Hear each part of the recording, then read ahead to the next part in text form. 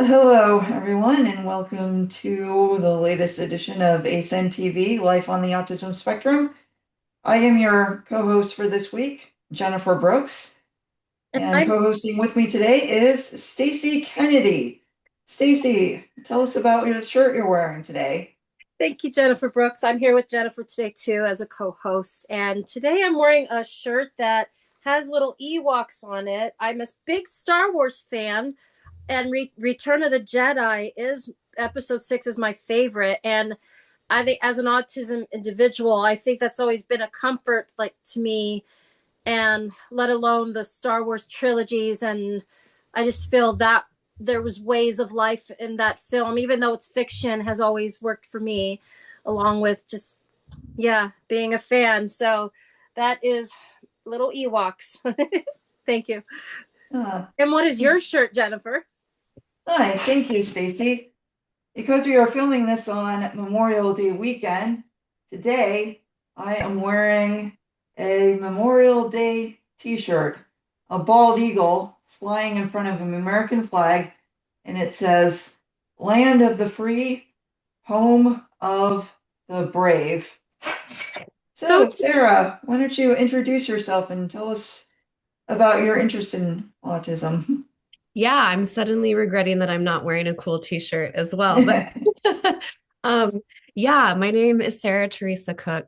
I'm a writer, I'm a self-employed creative mentor.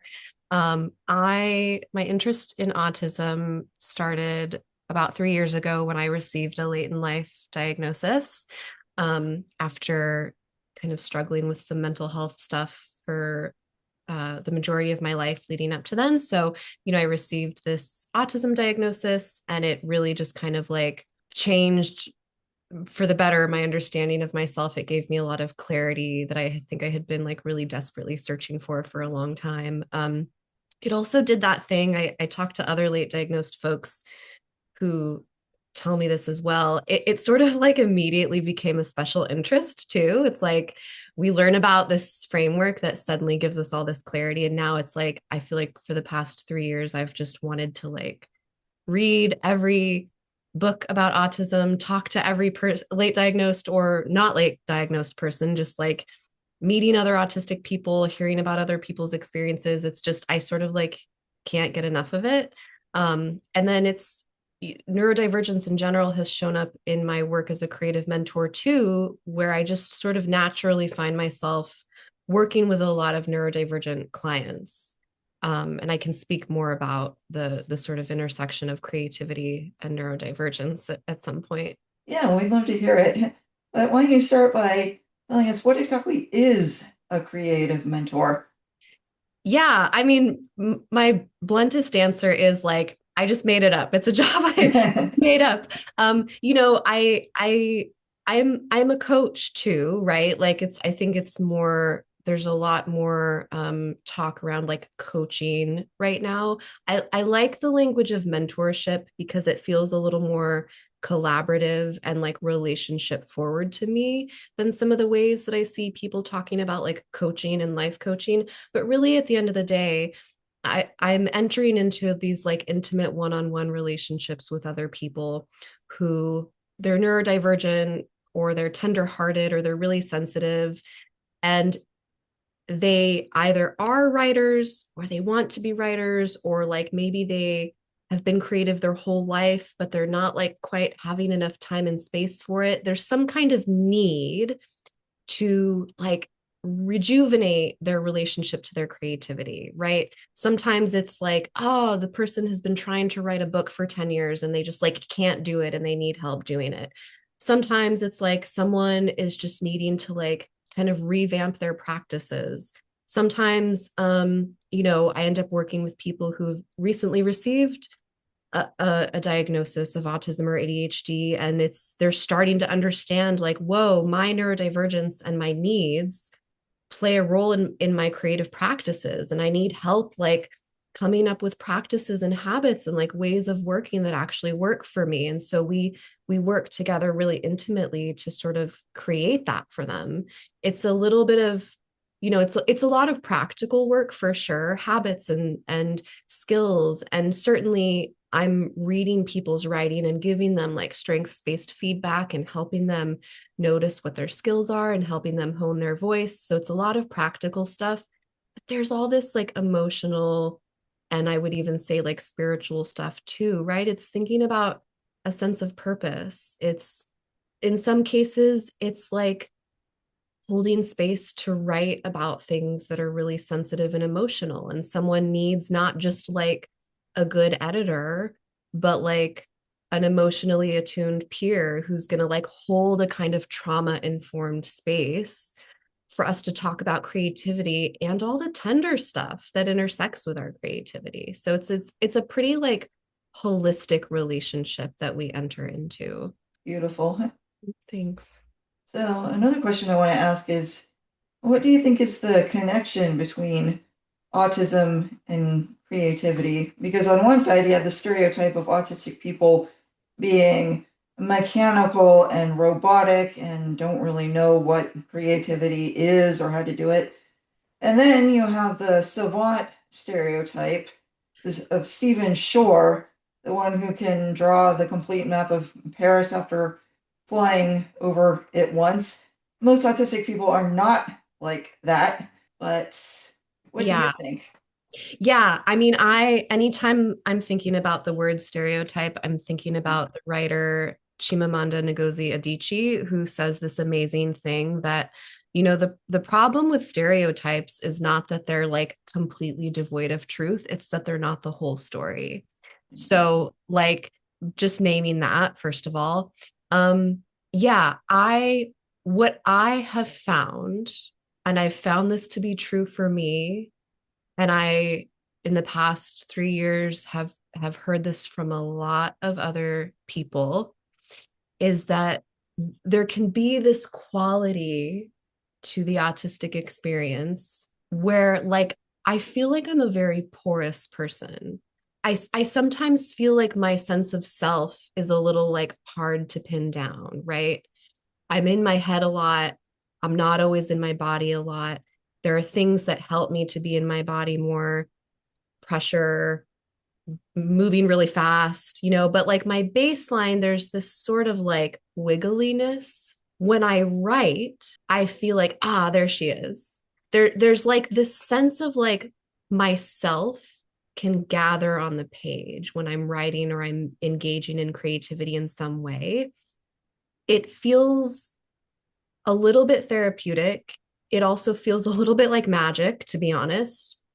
And it just, I don't know, it's this thing that I've experienced my whole life that I always just kind of thought, oh, I'm just like really bad at being a human. I'm just like in my head all the time. But it's like now in this neurodivergent affirming lens, I've started to think like, no, I think there's something about my brain wiring and how it feels to be me that makes that sense of self feel a little bit of like an elusive thing. And I can sort of get my bearings and like see myself when I'm writing. And I hear some version of this from so many other autistic people. Like this sense that no, I make the most sense to myself on the page. It's just like walking through the grocery store where I'm like, I don't know who I am or what I am or where I begin and end. So I just, and I don't, I don't think this is what everybody's experience is. I know this is just like one way that autism can show up, but I've really come to believe that there's like a sense of empowerment of self, of like self-possession, and maybe even clarity about who we are and what we think and feel that we can really tap into through making art in general, I think, but especially through creative writing. And I just think for those of us who need that, it's indispensable. Yeah, I would totally agree. I do creative writing too. I've written a Mm. play about a girl with autism. But why Oh, don't you tell us more about your writing? What kinds of things do you write about? Has anything been published? Do you have a Substack, a blog, or yeah. Oh gosh, anything? yeah. Well, excitingly, I have not made this formal announcement yet, so I can't get too much into the details, but I did recently have a book proposal, my first book proposal accepted for publication. So I'll share more information with you all once it's public, but Next year, I'll be publishing a book about divergent creative practices. So thinking Oh, about congratulations. Thank you. Yeah. So that's very exciting. Yes. So I have published mostly like poems and essays in just a variety of journals online and in print. And then yeah, I have my Substack, which actually that's a really big part of my creative practice. And I have to say it's been really a nice and healing thing because with publishing, you know, you're sending work out, you're getting a lot of rejections. If you struggle at all with rejection sensitivity, it is like not a fun process. You No, it's often not. don't get feedback on your rejection. You know, the publishing industry just operates in a very particular way that is not very sensitive, not very transparent. And I do send work out for publication, but you know, that's just like one part of my creative practice. A big part of it is my Substack, which, you know, I'm self-publishing that. I get to decide how often I publish, what I want to write about. If I want to like publish something that's not been very edited and feels raw, but it's like this wants to be out in the world, I get to make that choice. So it's having my own just outlet like that where I get to publish, you know, essays about creativity and neurodivergence, essays about birds and bugs because I'm obsessed with birds and bugs, things about nature, things about identity. You know, that's been a really empowering thing for my own creative practice. Yeah, it's been really really meaningful. And you know, I publish a lot of things where I'm thinking about this intersection of creative practice and neurodivergence. So the hope too is that it's like serving other writers and other people who are reading and can then like think differently about their own practices as well. And I host some workshops through my Substack too. So yeah, kind of make it a little bit of a community space. Yeah. I'll So look out what for kind of, you because I do read yeah, Substacks. Yeah. Oh yeah, yeah, please do. yeah. Well, what kind of workshops and how can people find your Substack? Yeah, so my Substack, it's called For the Birds, but it's you can go to sarahcook.substack.com and you'll find it.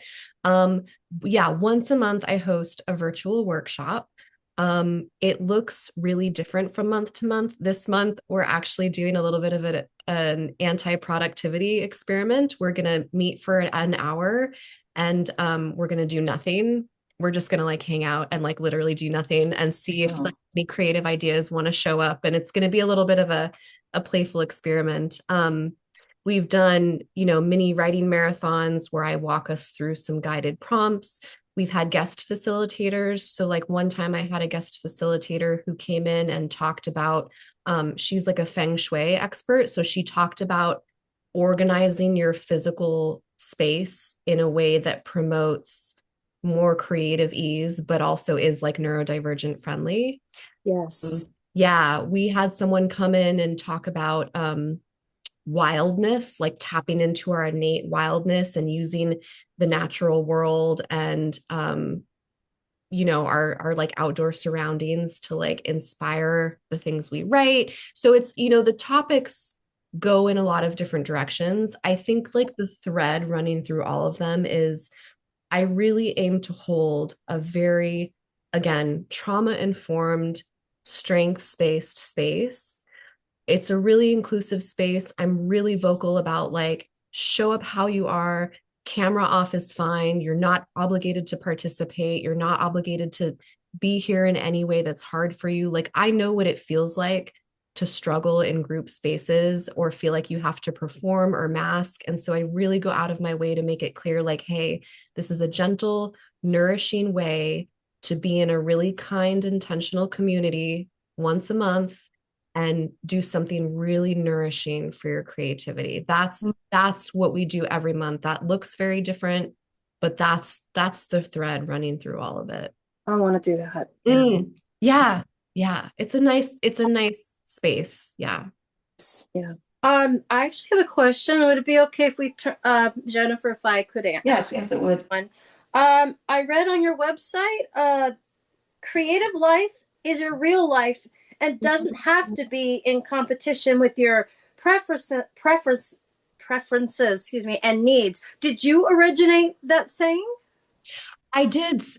Yeah. And it's something that I actually see in a lot of clients and I think I've struggled with this too in the past. There's the sense that like, here's my creative aspirations, right? I want to be a writer. I want to be spending time being creative, and that's over here.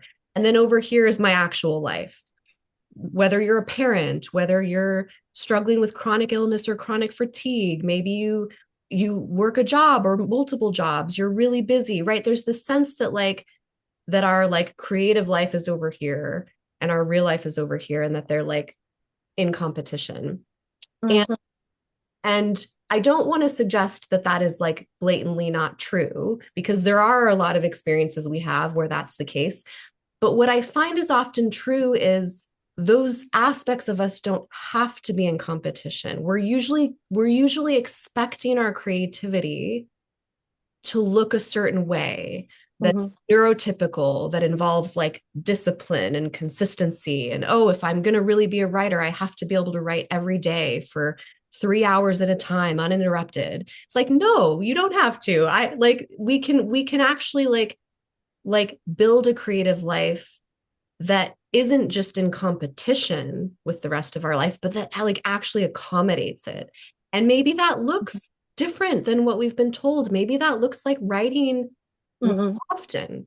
Maybe, Sometimes the biggest breakthroughs come from like the biggest cry or scream you just have to let out. Would you agree with that? yeah, absolutely. In a way, yeah. And sometimes we're doing good creative work when we're not doing anything, or Yeah. we've turned away from something for a long period of time. Like there's we also live in a culture that is all about capitalism and productivity 24/7, and I think that shapes what we think our creative stuff needs to look like. So a lot of this work too is about like purging some of those beliefs. Yeah. Like, okay, what does a creative practice that accommodates me actually look like? Like, let's figure that out together. Mhm. So, as it comes for space, especially physically, I think that's important. Like, Mm, it's part of the process. Like, say there are those who have shared housings and they have a room, just their own mm. room, and as long as others, respect their boundaries or things are understood, would you say that as long as there's that, that's okay? Or, Absolutely. yeah. Yeah, absolutely. It's not, yeah, that's a good example because, a lot of times maybe we aren't living in an ideal situation Yeah. for creativity, or maybe there's some financial limitations, but I don't think those are things that mean, well, I can't make it work. Like I think we can find ways to again accommodate that reality. And part of it I think too is like getting really really really clear on what do you need for this to feel safe and accessible and easeful. And I find that when we're looking at that really directly, there's a way to make it work. Hmm. Perhaps, yeah, because I'm one of those, and probably a lot can relate that, I really need the privacy for the practice. And sure, I love when people say, you sound so good, States. I want to hear you. Like, I need a practice first because I'm a singer. And Right. and also, I would say that that goes for like writing and other types of art as well. So, Absolutely. yeah. Yeah, Anyway, yeah. absolutely. Yeah. Yeah. Well, thank you for your answers. Those were excellent. Oh, Yeah. good. Yeah. Yeah. They were good questions. Thank you. Yeah. Welcome, everyone, to another book review for AASCENTV Life on the Autism Spectrum. I am Jennifer Brooks, your book correspondent, and today I want to tell you about the book Unmasking Autism by Devin Price. The subtitle is Discovering the New Faces of Neurodiversity, although this book is about so much more than just one thing. Yeah. As the title implies, this is mostly about autistic masking and who is most likely to mask. Well, everyone who doesn't want to become a target for bullying, and populations that have been traditionally overlooked for identification, which is essentially everyone who is not a middle or upper class white male. And yeah, the cost of masking is just so devastatingly high. Chapter 4, you read stories about people whose lives were ruined by masking, and they are just so heartbreaking. Then in the second half of the book, you start to build some hope. There are chapters on rethinking autism, which society is finally beginning to do, and let's hope that process continues and we recognize more and more of the truth. Chapter 6, building an autistic life. Yes, it's possible. Chapter 7, cultivating autistic relationships. And chapter 8 is creating a neurodiverse world. And neurodiversity doesn't just apply to autism.